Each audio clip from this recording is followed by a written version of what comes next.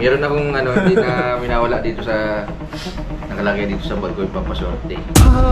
Power bank. Oh, bash ka dyan, huwag mo ilabas. Bash ka dyan, huwag mo ilabas. Nakita ko kung makita yan. Oh, bash ka. You know?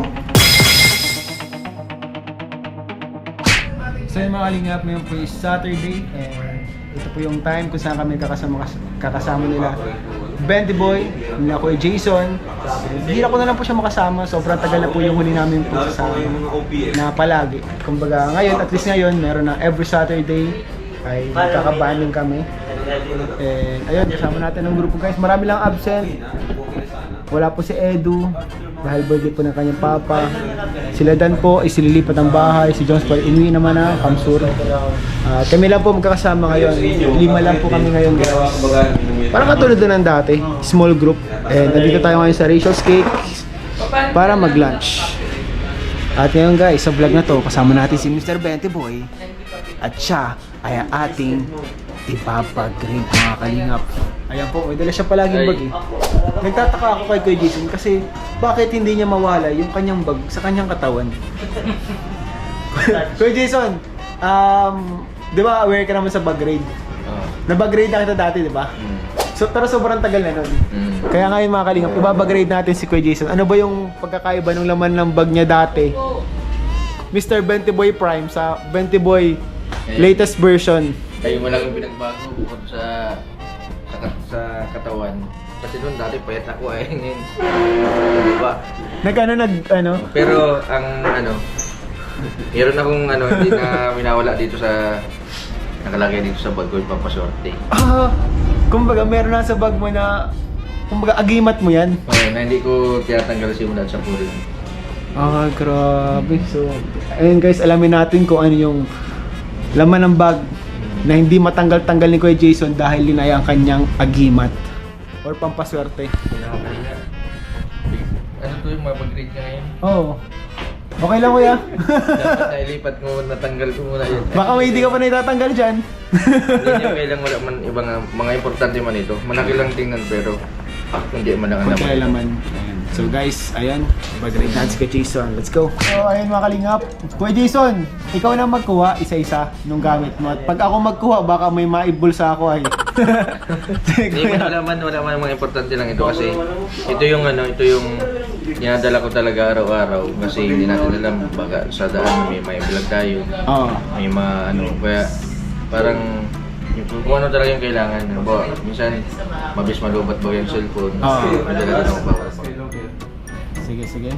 Ito yung pinaka-importante. Ay! Camera! Yung camera. DJI! DJI. Ano na pinaulit mo? Camera. Ayun, ang ganda ng camera mo kuya. Kaso ano yan? Ano yan? Kasi natatanggal-tanggal na siya. Pinagyan mo ng glue stick. Glue stick para hindi siya natatanggal. Grabe naman ang security nito. May glue stick oh. Di ba man nakadikit na to? Bro, May power bank. oh, bash ka dyan, huwag mo ilabas. May nakita ko kung makita yan. Oh, bash ka. You know? Wala ka. Uy, ano yan? Charger. Ay, ano to kuya? Ang dami mo na ilabas. Di ako nag-aalam. Ito, ano to kuya? Isa-isayin mo ko. Ito yung power bank. Grabe ang lakas ng power bank mo kuya ah. Bukod dito, kasi minsan maghapon ako sa mahirap mag-charge. Kasi ito, camera din. Kala ko shades. Ay, ang ganda, ang cute. 2,000 pesos lang ito. Ay siya? Pero maganda ang kuha. Magandang kuha, pero yung sound. Pangit yung sound. Pero Pero yung pang ano mo lang yan, pang backup. quality ng video, okay naman yung quality ng video kuya. Okay naman. Tapos mayroon din akong dalang ito, Ay, AirPods. earpads para panag E-edit ka. Kahit saan na-edit ako. Ayun. Kumbaga ang gamit talaga ni Kuya, makita natin, para pang vlogger talaga siya eh. Pang vlogger na vlogger yung kanyang mga gamit dito. Tapos ito, may ko dito. Yung mga memory card, SIM card. Ito. Ay, grabe. Ang dami Pang mong sa number. cellphone. Bakit kuya, ang dami mong number kuya? Ito. Kasi may mga area na malakas ang globe. Ay. Tapos, talaga kuya.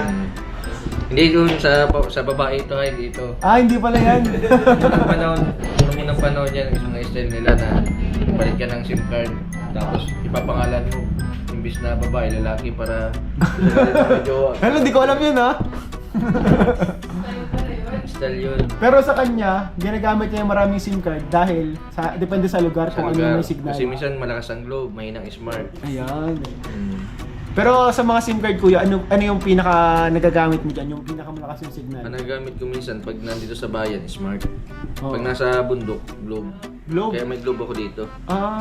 Grabe. Kasi Ganun wala pala man ang akong technique. pocket wifi eh. Pero ang ganda din po nung naisip ni Kuya Jason na marami siyang extra na SIM card kasi kumbaga kapag mga emergency tapos wala kayong signal talaga, meron ka talagang matatry na iba. Meron akong ano dito, ito, pabango ito. Ay grabe. Kasi minsan sa sobrang init ng panahon, yan. Ayan guys oh. The body spray. Kompleto na yan. Ay grabe pang hygiene. Hmm. Meron na si Kuya Jason. Ready ka na sa swimming. Tapos dati, hindi ako nagdadala ng ganito. Hmm. Kasi gawa ng tumatanda na ako, meron akong ganito. Uy, ano yan? Ano yan yung Pangilo. Pauliniment? Pauliniment po sa masasakit. Grabe. Ano na ba kasi Kuya nasakit sa'yo? Ano ba nasakit sa'yo? Yung mga kasukasuan, minsan. Saan nasakit mo? Yung mga kasukasuan. Nasakit na? Nasakit na. Ano ba, sobrang pagod pagka kalalakad. Minsan nasakit yung pa ako. Inaano ko rin ng liniment. Hindi ito oil ah.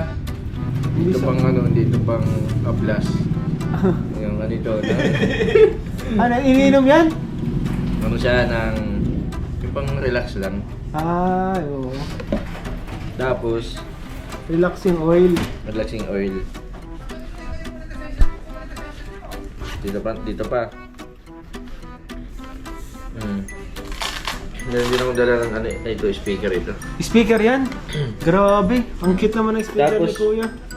Kada pinupuntahan ko kasi may dala ko ng yung pambalat ng pambaak ng prutas. Oo. Ano siya, 20 maybe siya. Ay, grabe. Kasi Pang yung- ano yan? Pang unboxing kasi baga dati Bro, yung pag mo, nandito na ito. Dati pa, Dati andyan na pa, yun. taga-bukas ito ng, paano ba ito Ng mga box. Pag na-unboxing. Dito sa tapos, lagi akong may dito, may Ballpen. din. Kumbaga kapag may pipilapan ka. Tapos yung Mga connector. mga connector. Para dito yan sa pag-charge. Tapos ito yung pinakalas, Grabe, kinakabahan ako dyan sa pinakalas. yung pampaswerte. Yan yung pampaswerte mo. Kaso dati, papel. Grabe, ang dami naman ng bag mo ha, bira ka. Daming number, maraming. Daming mga panghaplas. Dati kasi papel ang ko ngayon, iba na. Uy! Iba na ang 20 boy 2.0. Ay, 20. grabe. Yan yung pampaswerte. Ito na yung pampaswerte mo kuya. Nararamdaman ko kapangyarihan. 20 boy. Ito guys yung trademark ni Kuya Jason. Dati kasi papel to. Ngayon po mga kalingap is barya na lang siya. Barya na. Di kumbaga kuya naapektuhan ka dun. Dati nung naging barya yung 20, naapektuhan ka dun. Oo, napiktuhan ako. Uminabuse ko. Yan sabi ko, kay Bangko Sentral, baka pwede man balik mo sa 20 yung papel. Ibalik sa papel yung 20. Oo, Kasi ka rito para sabi ko, hindi ka na ng piso. oo, nareklamo ng bata. Kasi barya na rin na binibigay ko. Dati na ibubuklat mo pa eh, no? Tapos wala sa binubuklat niya pa eh. Kaya reklamo ng bata sa 20. 20, Kaya barya sabi na ko lang siya. kay Bangko Sentral, baka pwede man ibalik yung 20. Ibalik yung papel. Yung papel Na 20. na 20. Ayun po, Makosental, nakikusap po si Mr. 20 Boy. Ang alamat ng 20 na baka ibalik po sa papel. So ito pala yung agimat ko. Anong nangyari? Paano ito nagdala ng swerte kay Mr. 20 Boy? Ba't 20? Ano naging nagdala ng swerte kay 20 Boy? Hindi kasi nang sasama ko ni Kalinga Prab kasi nila Kuya Bal. Tapos ang ginagawa ko po, nakita kong mga bata. Dahil wala akong pera, 20 lang lagi ang meron ako sa bulsa. Yun ang pinamimigay ko sa mga bata. Ay yung mga bata, grabe yung saya nila. Tuwan-tuwa sila sa Tuwang-tuwa 20. sila sa 20 noon. Tuwang-tuwa sila sa 20 noon. Kasi papel ngayon hindi na. Kaya hindi napili nila ano-ano. Si Kuya Jason po siya po tinatawag na Mr. 20 Boy. Ayan, siya po ang pinaka-original. Nakasama ni Kalinga Prab dati, silang dalawa lang dati. magkasama sa mission. Idol ko yan, bata pa lang ako. Bata ka ba lang bro? Idol ko na yan. Kung maga nagchuchupon ka pa lang, napanood mo na siya. Ay siya. Di pa ako nag-school. Di pa na.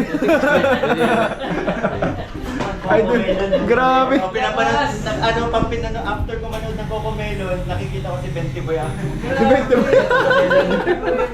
Grabe si Kuya Jason. Pero guys, sa mga bagong subscribers natin dyan na hindi nakakalala kay Kuya Jason, siya po ang original. Siya po ang, kumbaga, pinakaunang K-Boys na kasama ni Kalinga Prab. Support po natin si Kuya Jason. Sa mga hindi pa nakasubscribe. Napakadaming subscribers po nito ni Kuya Jason. Kumbaga, marami na din natulungan. Kaya salamat Kuya Jason sa pag bigay ng oras kasama dito sa ating bag raid ngayong araw. May sasabihin lang ako. Ano? Yung kasabihan. Tumaba lang ako pero di ako magbabago. Oh! Grabe ang kasabihan niyo, nakakaiyak! Tumaba na. Napaka-meaningful. Di siya nagbabago guys. Tumaba lang si Kuya Jason pero di siya nagbabago mga kalingap. Grabe! Pero nag-enjoy kami Kuya Jason. Nag-enjoy ako sa bag ride kasama si Kuya Jason. Iba talaga mga kasabihan ni Kuya Jason. Grabe guys, sobrang nag-enjoy ako ngayon sa bag ride natin kasama si Kuya Jason. Talagang ang dami ko nakita sa kanya ng mga gamit na kailangan mo talaga pang araw-araw as a vlogger. So ayun guys, sana nag-enjoy kayo mga kalingap sa panonood sa ating bag raid. And comment down below kung sino ang gusto nyong next natin na i-bag raid mga kalingap. So maraming salamat sa inyo lahat mga kalingap. God bless all po. Bye bye.